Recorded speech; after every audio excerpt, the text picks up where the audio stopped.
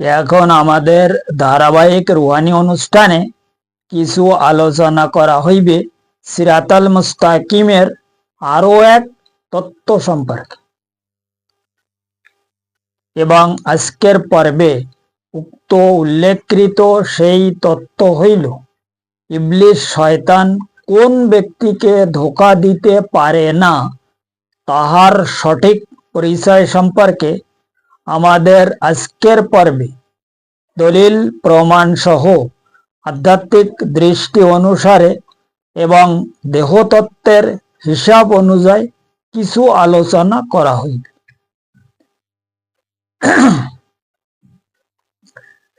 কারণ উক্ত উল্লেখকৃত সেই মহাকঠিন রুহানি বিষয়কে যদি সঠিকভাবে উপলব্ধি করা যায় তবে বর্তমান জামানার প্রতি প্রত্যেক মানব গোষ্ঠী উপলব্ধি করিতে সক্ষম হইবে উক্ত ইবলিস শয়তান কোন ব্যক্তিকে ধোঁকা দিতে পারে না তাহার সঠিক পরিচয় সহ সিরাতাল মুস্তাকিমের হাকিকত সম্পর্কে আরো বহু এলেম অর্জন করার জন্য প্রত্যেক ব্যক্তি সঠিক রুহানি হিসাব অনুযায়ী এবং বাতিনি তালিম অনুসারে অবশ্যই সক্ষম হইতে পারিবে ইনশাল্লাহ তাআলা।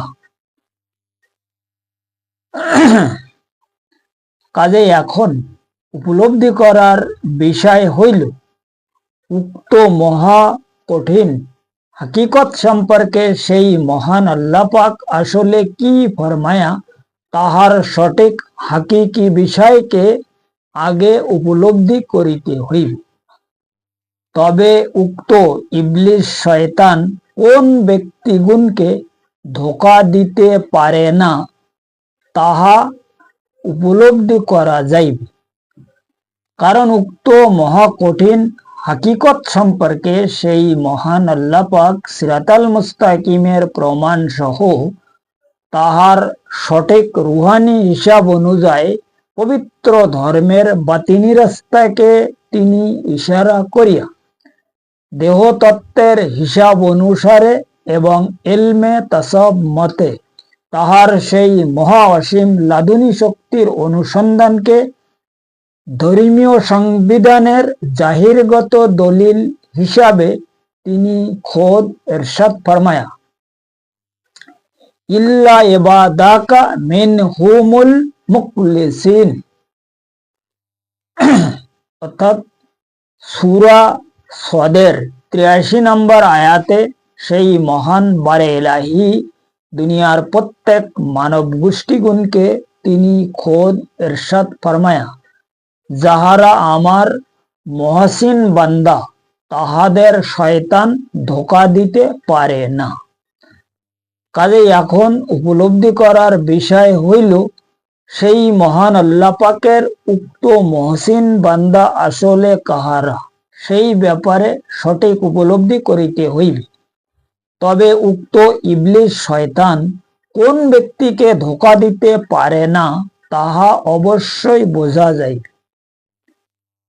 কারণ উক্ত মহসিন বান্দা তাহাকেই বলে যাহারা সেই মহান আল্লাহ পাকের সঠিক নৈকট্য হাসিল করিয়াছে এবং তাহার সঠিক নৈকট্য হাসিলকারী উক্ত মহসিন বান্দা তাহারাই যাহারা তাহার নবী রাসূল গাউস কুতুব ওলি আবদাল এবং জামানার মুজাদ্দেদ সহ বিভিন্ন প্রকার কামেল মুমিন বান্দা হইল সেই মহান আল্লাহ পাকের সঠিক নৈকট্য হাসিলকারী মহসিন বান্দা, যাহার কারণে সেই মহান আল্লাহ পাক মানব গোষ্ঠীকে তিনি আরো ইরশাদ ফরমায়া ওমাই ইউমিন বিল্লাহি ইয়া হাদি কলবাহু, অর্থাৎ সূরা তাগাবুনের 11 নম্বর আয়াতে সেই মহান বারে ইলাহি ইরশাদ ফরমায়া তোমরা আমার সঠিক জাতের ওসিলায় আমার প্রতি ঈমান স্থাপন করো তখন আমি তোমাদের দিল কিংবা কলবকে সঠিক হেদায়েত হইবার জন্য আমার হাকিকি রাস্তায় আমি খোদ পরিচালনা করিব।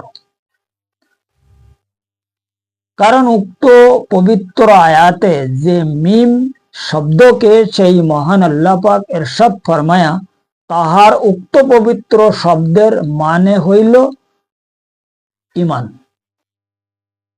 উক্ত পবিত্র শব্দের মাধ্যমে তিনি প্রত্যেক মানব গোষ্ঠীকে তাহার প্রতি ঈমান স্থাপন করার জন্য নির্দেশ প্রদান ফরমায় এবং উক্ত পবিত্র শব্দকে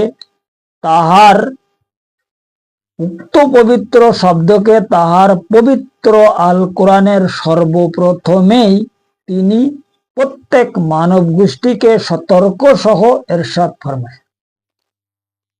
আর উক্ত শব্দ হইল আলিফ লাম মিম, যা আমরা প্রায় প্রত্যেকে পড়িতেছি। এবং উক্ত পবিত্র আয়াতে যে হাদি শব্দকে সেই মহান আল্লাহ পাক ইরশাদ ফরমায়, তাহার উক্ত পবিত্র শব্দের মানে হইল আশেক, অর্থাৎ তাহার জাতের ওসিলায় তাহার প্রতি সঠিক ঈমান স্থাপন করিয়া তাহার আশেক হইবার জন্য উক্ত পবিত্র শব্দের মাধ্যমে তিনি প্রত্যেক মানব গোষ্ঠীকে সঠিক নির্দেশ প্রদান ফরমায়। কারণ তাহার সেই জাতকে উক্ত শয়তান ধোঁকা দিতে সক্ষম নহে, যার কারণে তিনি তাহার নিজ জাতকে সাধারণ মানব গোষ্ঠীর ওসিলা হিসাবে তিনি সমস্ত জায়গায় কোরআন শরীফের প্রায় অধিকাংশ জায়গায় গ্রামীণ ফরমায়া যে তোমরা যদি আমার প্রতি ঈমান স্থাপন করিতে যাও, আমার সঠিক আশেক হইতে যাও, আমার ইসলাম ধর্মের মধ্যে সামিল হইতে যাও এবং আমার নৈকট্য হাসিল করিতে যাও, তাহলে আমার সঠিক জাতের ওসিলা গ্রহণ করো।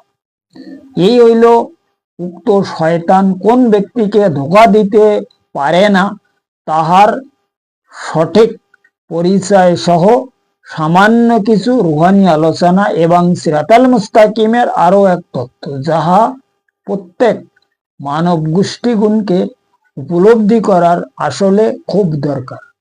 কারণ উক্ত মহা কঠিন রুহানি বিষয় সেই মহান নবী পাক সালাতুসালাম তাহার সেই মহাওয়াসিম জবান মুবারকে তিনি এক হাদিসে ইরশাদে গ্রামীণ ফরমায়া, মান সালাকা তরিকি ফাহুয়া আওলাদ, অর্থাৎ সরকারে দু আলম সালাতুসালাম গ্রামীণ ফরমায়া যে তোমরা সেই মহান আল্লাহ পাকের সঠিক ধর্মকে গ্রহণ করার জন্য তাহার ধর্মের জাহির বাতিন উভয় তরিকা অবলম্বন করিয়া যাহারা আমার নূর প্রাপ্ত বা আমার বাতিনি রাস্তায় সামিল হতে সক্ষম হইবে, তাহারাই হচ্ছে আমার আহলে বায়াত।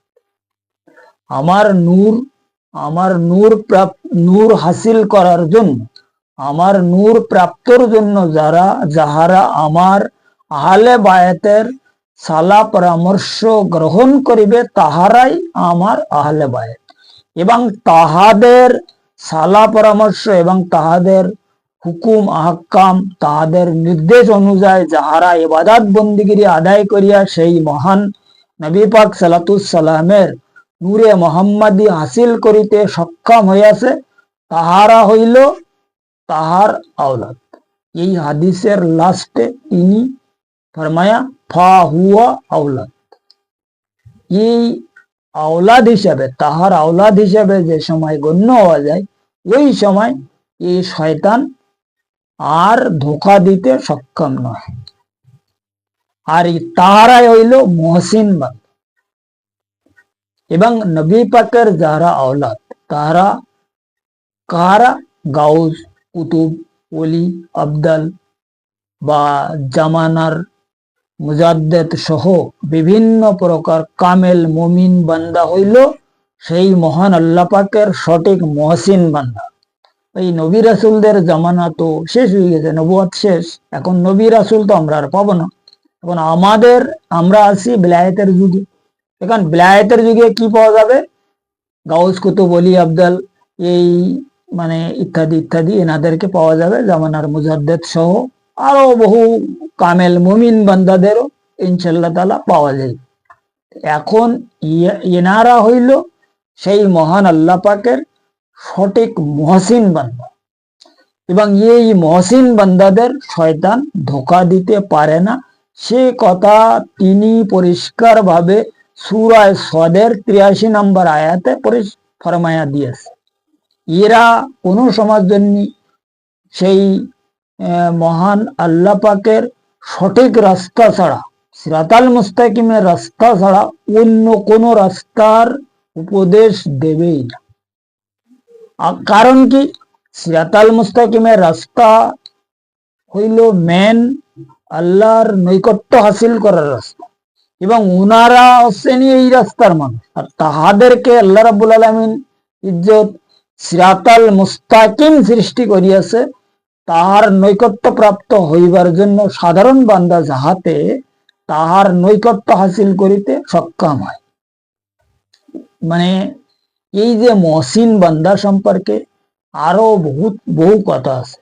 নবী পাক সাল্লাল্লাহু আলাইহি সাল্লাম এক হাদিসে ফরমায়া যে আল্লাহ পাকের যাহারা মহসিন বান্দা তাহারা যখন সেই মহান আল্লাহ পাকের হাকিকি ইলম সম্পর্কে আলোচনা করে, তাহাদের সেই আলোচনা যারা সঠিক ইমানদার কিংবা মুমিন ব্যক্তিরা মানে অস্বীকার করে না।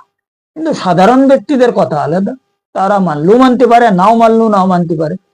কিন্তু এই হাদিসে তিনি ইরশাদ ফরমায়া এই এই মানে মহসিন বান্দা সম্পর্কে, এবং কোরআন শরীফে আরো বহু জায়গায় বিভিন্ন কায়দায় মানে আল্লাহ রাব্বুল আলামিন ইজ্জত এই মহসিন বান্দা সম্পর্কে, আল্লাহর মহসিন বান্দা কার তা সে সম্পর্কে পরিষ্কার ভাবে গ্রামীণ ফরমায়া আছে, যাহাতে সাধারণ মানব গোষ্ঠী তাহার মহসিন বান্দাগুনকে খুঁজে বাহির করিয়া তাহাদের ওসিলায় তাহার নৈকট্য হাসিল করতে পারে, অর্থাৎ তাজকিয়া নফস এবং তাসফিয়া কলব সহ হক্কুল ইয়াকিন এবং কাশফি ঈমান হাসিল করিয়া তাজাল্লি রুহুর মাধ্যমে তাহার রুহানি রাস্তাকে অর্থাৎ সিরাতাল মুস্তাকিমের রাস্তাকে যাহাতে সাধারণ মানব গোষ্ঠী অতিক্রম করিতে সক্ষম হয়, সেই ব্যাপারে তিনি বিভিন্ন জায়গায় কোরআন শরীফের মধ্যে ইরশাদ বা ইশারা ফরমায়া রাখিয়াছে, যার কারণে সেই মহান নবী পাক সাল্লাল্লাহু আলাইহি সাল্লাম এই মানে তাহার মহসিন বান্দাদের উদ্দেশ্যে আরো তিনি ইরশাদ ফরমায়া যে ইসমে আল্লাহ শাইআন তাহির লা ইস্তাকার ইল্লা বেমাকানি তাহির। কারণ ওই মহসিন বান্দার ওসিলায় আল্লাহ পাকের এই ইসমে আজমকে যদি জিকির করা যায়, তাহলে সেই ব্যক্তি রুহানি মানে আলমে অর্থাৎ সিরাতাল মুস্তাকিমের রাস্তায় চলার জন্য সক্ষম হইবে। কিভাবে হবে? কারণ এই যে আল্লাহর যে ইসমে আজম হচ্ছে অতি পবিত্র বস্তু।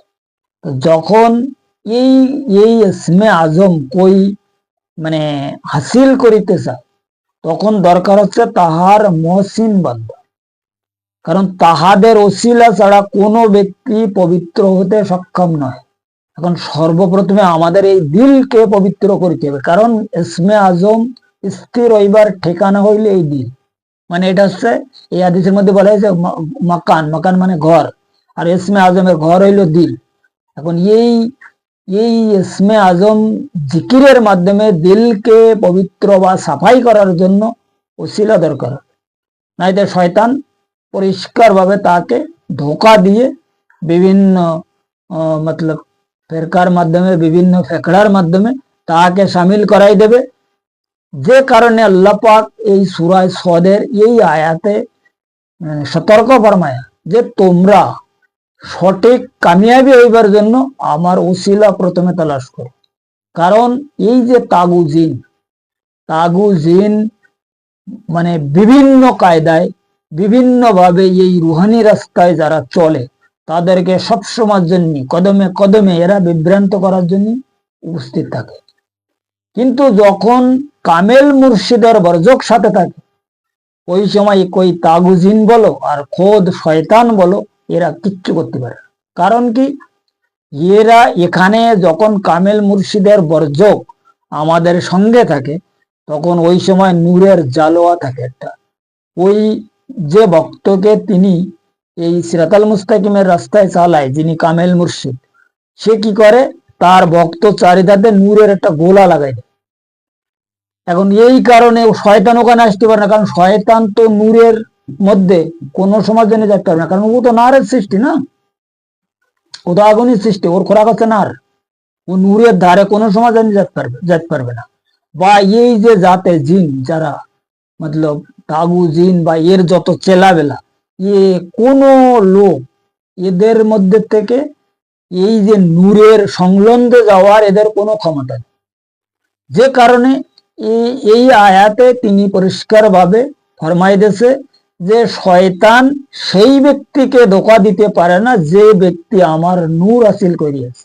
এবং হুজুর আকরাম সাল্লাল্লাহু আলাইহি ওয়াসাল্লাম, আমি এর আগে যে হাদিস ফরমাইছি, উনিও এই কথা বলতে চাচ্ছে যে যাহারা আমার নূর মুবারক হাসিল করিতে সক্ষম হইয়াছে তাহারাই হচ্ছে আমার আওলাদ, এবং তাহাদেরকে শয়তানের আর ধোঁকা দেওয়ার কোনো রাস্তা। এবং এই কথা তিনি বিদায় হজেও ফরমাই গেছে। এখন উনার আহলে বায়াত ছাড়া, উনার নায়েব ছাড়া কেউ হেদায়েতের রাস্তা পাবে না। এবং উনি বলেছে যে তোমাদের জন্য আমি দুইটা বস্তু রেখে যাচ্ছি, একটা হচ্ছে কোরআন আর একটা হচ্ছে আহলে বায়াত। এখন কোরআনের মধ্যে হেদায়েতের বিষয়ে বলা রয়েছে, নূর সম্পর্কে বলা রয়েছে, কিন্তু সাধারণ মানুষ তো জানে না যে ওই কোরআন থেকে কিভাবে হেদায়েত হওয়া যাবে, কোরআনের নির্দেশ অনুযায়ী কিভাবে চলা যাবে এবং কিভাবে নূর হাসিল করা যাবে, এই ব্যাপারে তো আমাদের কোনো নলেজ নেই। যে কারণে তিনি এই আহলে বায়াতের কথা ওখানে উল্লেখ ফরমায়, উস্কুর রাসুল কুমুল্লাহে ফি আহলে বায়াত। এখন এই যে আহলে বায়াত, এই আহলে বায়াতের এই কারণে দরকার, শুধুমাত্র এই শয়তান এবং শয়তানের চেলাবেলার জন্য দরকার। কারণ আমাদের দেহর মধ্যে শয়তানের মানে যে বাহিনী, লতিফায় নফস থেকে শুরু করিয়া বহু নফসানি রূহ রয়েছে, যাহাদেরকে গের আল্লাহ বলা। এখন এই গের আল্লাহর যন্ত্রণা থেকে যদি আমরা মুক্তি পাওয়ার আশা করি, তা আমাদেরকে একজন মহসিন বান্দার উসিলা অবশ্যই দরকার হয়। নচেত কোন ব্যক্তি এই মতলব কি কয়ে যারে ইমান একিন মমিন হতে সক্ষম নয়।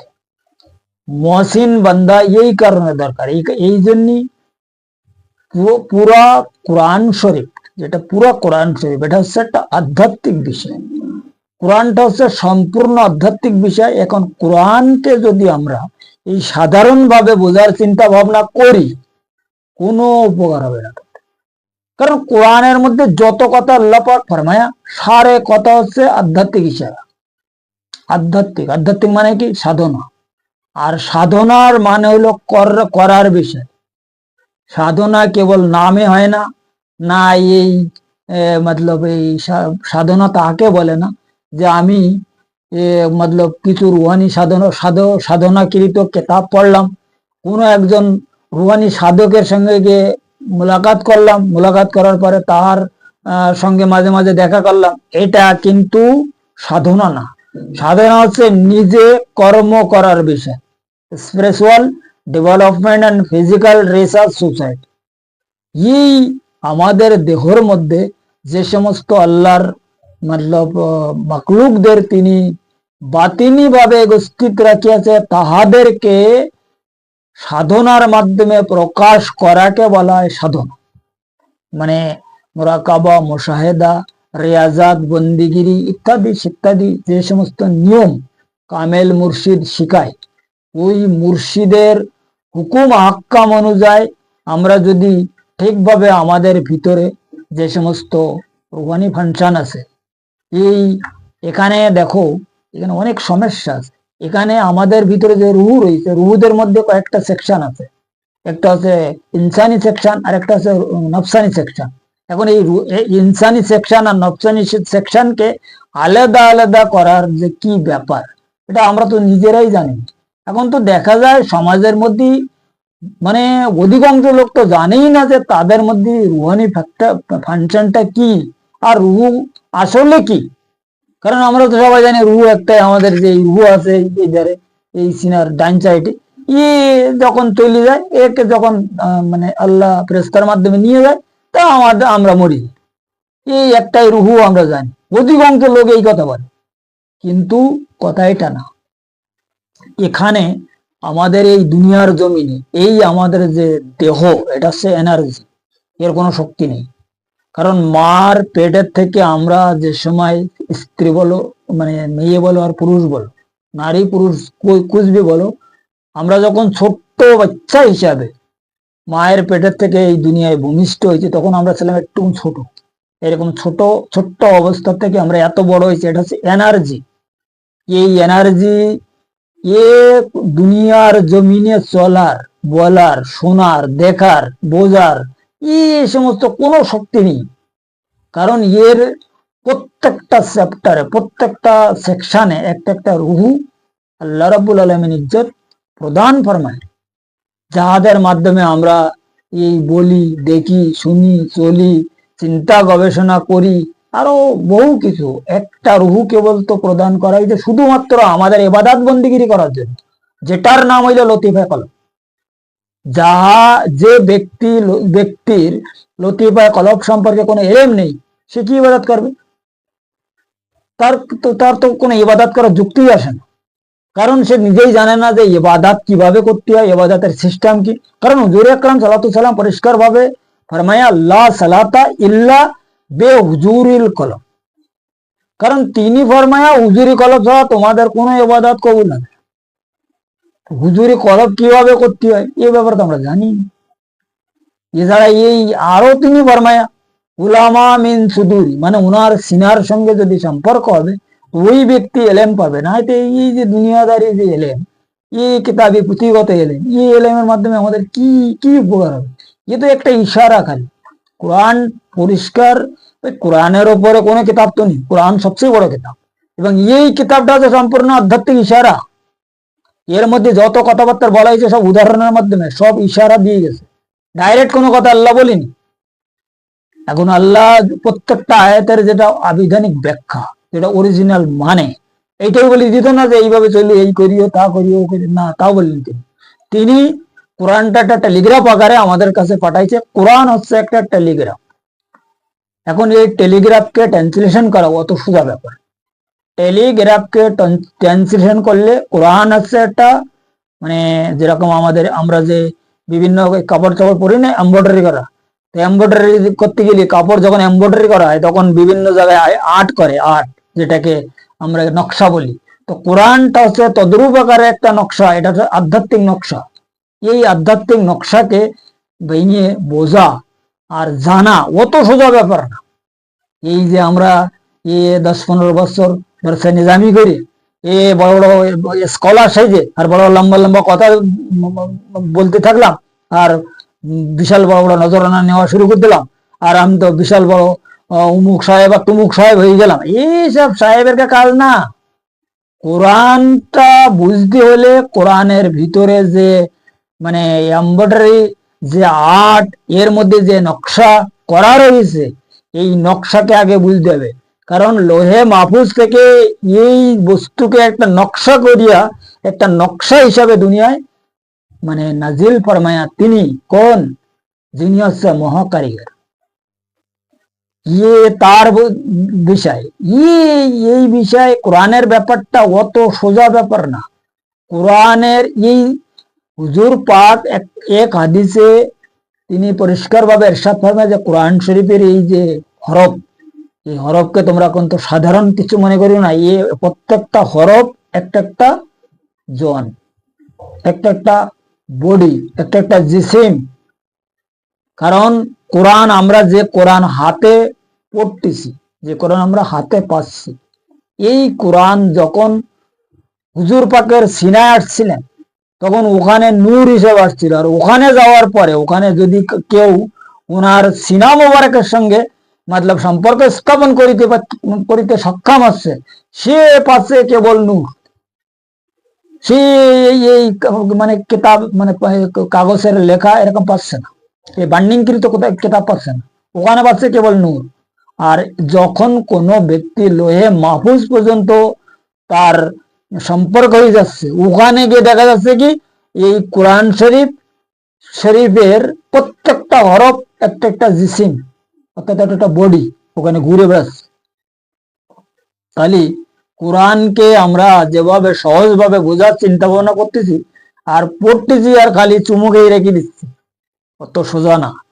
কোরআন শরীফের মধ্যে যে মাকলুক রয়েছে, সেই সমস্ত মাকলুকদের যেদিনকে মানুষ কোনো সময় যদি কেউ কোনো ব্যক্তি দেখতে পায়, তখন কোরআন থেকে 10 হাত দূরে থাকবে মানুষ। তাই কোরআন শরীফের মধ্যে এক জায়গায় কোরআন খোদ ফরমায়া যে আমি কারোর হেদায়েত করি আর কারোর গুমরাহ করি, একই উদাহরণের মধ্যে কারোর হেদায়েত করি এই একই উদাহরণে, আবার ওই উদাহরণে কারোর গুমরাহ করিয়ে দেয়। কোরআনকে বোঝা অত সোজা ব্যাপার।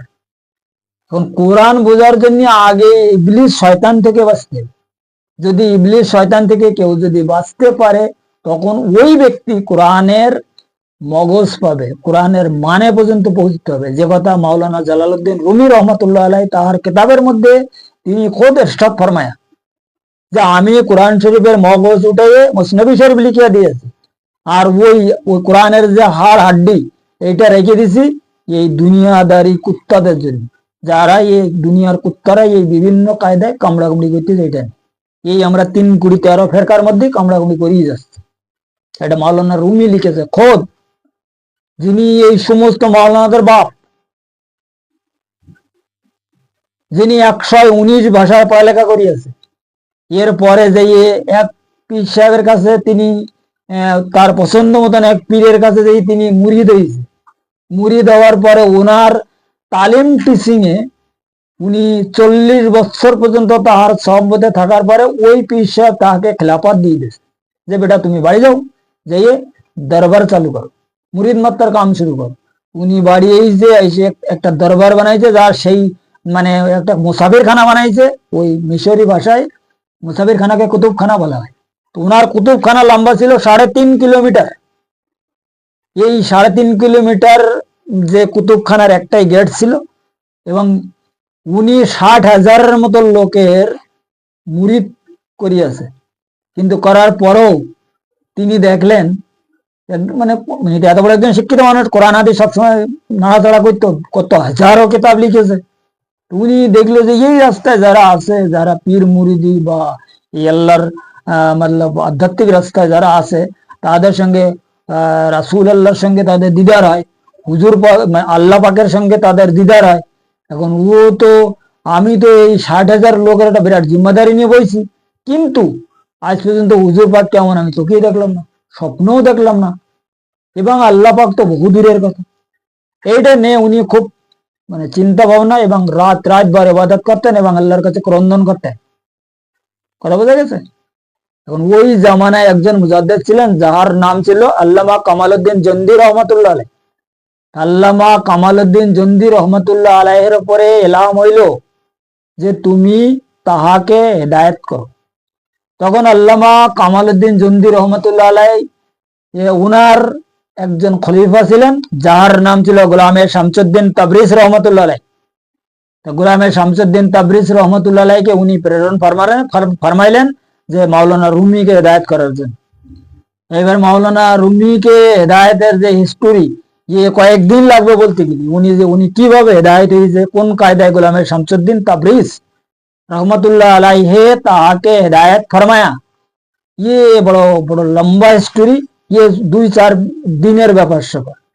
এরপরে উনি যখন এই মানে 20-24 বছরের মধ্যে উনাকে হেদায়েত করলেন, পরে যেই উনি এই মুসনবী শরীফ লিখেছে, এবং এই মুসনবী শরীফের মধ্যে তিনি লিখেছে যে তাহার কলমে যে আমি যদি গোলামের শামসুদ্দিন তাবরিজ রহমতুল্লাহ আলাইহের গোলাম না হতাম, আমি কোন সময়ের জন্য মাওলানা হতে পারতাম।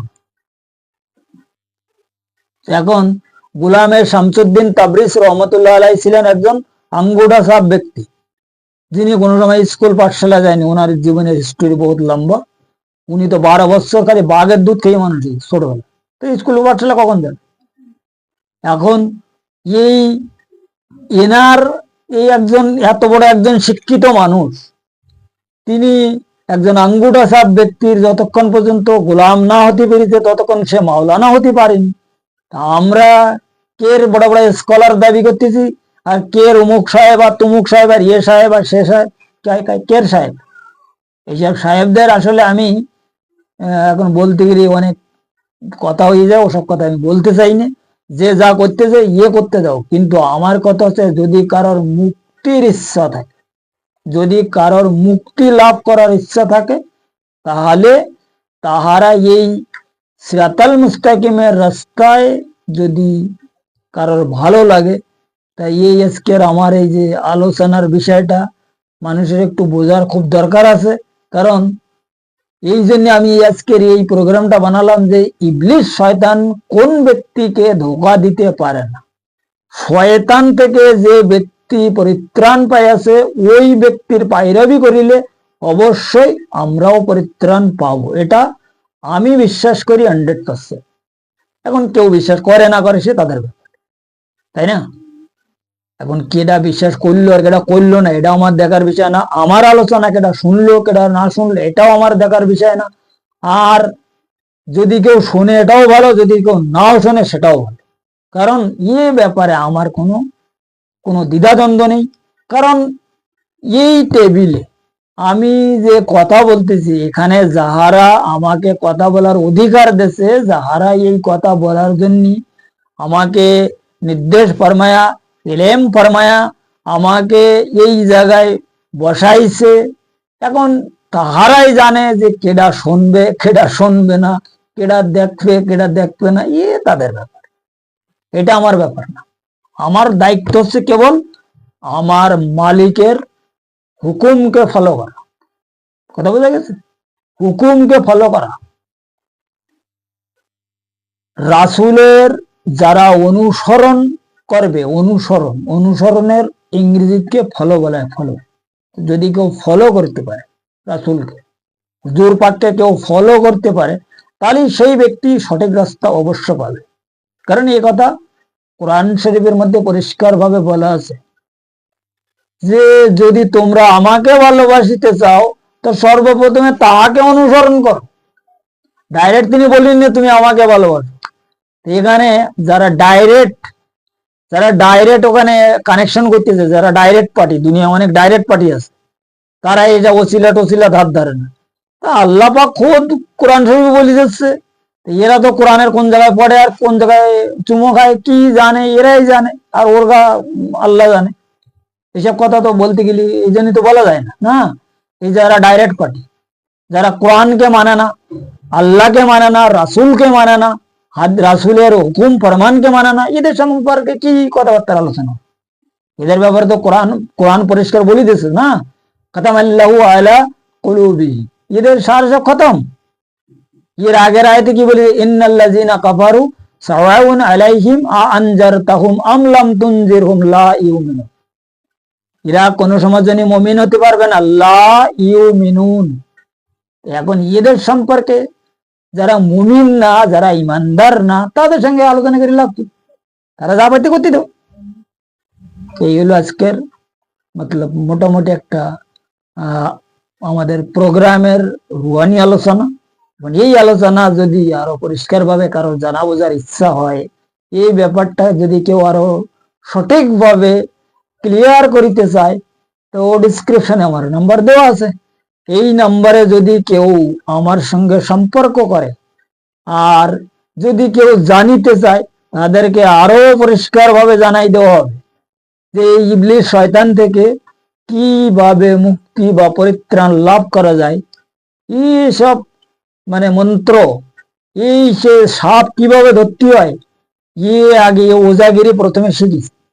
যদি ওই ওজাগিরি না শিখতাম তাহলে এই সাপের মন্ত্র লোকে শেখাতে পারতাম না। কথা বোঝা গেছে? মেন কথা হচ্ছে এইটা, সাপ কিভাবে ধরতে হয় এটা প্রথমে আমাকে শেখানো হয়েছে। এরপরে এই সাপ ধরা মন্ত্র মানুষের আমি প্রচার করিতেছি। এখন কেডা মানবে, কেডা মানবে না, কেডা শুনবে না, আমার দায়িত্ব না বাবা।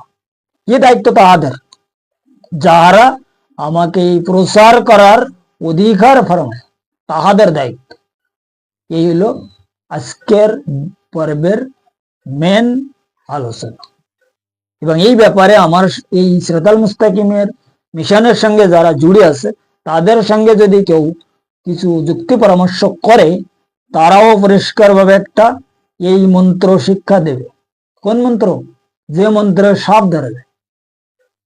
ইবলিস শয়তান থেকে কিভাবে বাঁচা যাবে, শয়তানের পরিত্রাণ মানে যন্ত্রণা থেকে পরিত্রাণ পাওয়ার জন্য যে উপায়, এই উপায় সম্পর্কে তাহারাও কিছু উপদেশ দিতে পারে এবং দেবে ইনশাআল্লাহ তাআলা।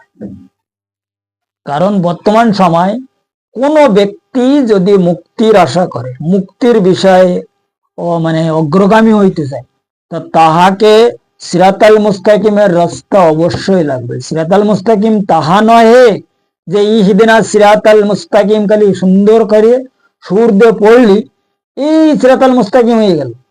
তো কেবল পড়া। কারণ এই কথা আমি আজকের আলোচনায় আগেই বলেছি যে কোরআন হচ্ছে পুরো আধ্যাত্মিক নিশানা, আধ্যাত্মিক ইশারা। এই ইশারাকে যদি কেউ ফলো করিতে পারে, এর ভিতরে যে নকশা, যে আর্ট, যে টাইপ আছে, এটা যদি কেউ বাহির করিতে পারে, তখনই মুক্তির বিষয় একটা অগ্রগামী হওয়া যাবে, নচেত নয়। কথা বোঝা গেছে? যাই হোক, আজকের আলোচনা এই পর্যন্ত রাখা হইল। আগামী পর্বে সিরাতাল মুস্তাকিমের আরো অন্যান্য বিষয়, কিছু রুহানি আলোচনা সম্পূর্ণ ইলমে তাসাউফ মতে লাদুনী শক্তির হিসাব অনুযায়ী করা হইবে ইনশাআল্লাহ তাআলা, যদি আমার সেই মুর্শিদ মাওলা তাহার নিজ গুণে আমাদের প্রতি দয়া ফরমায়।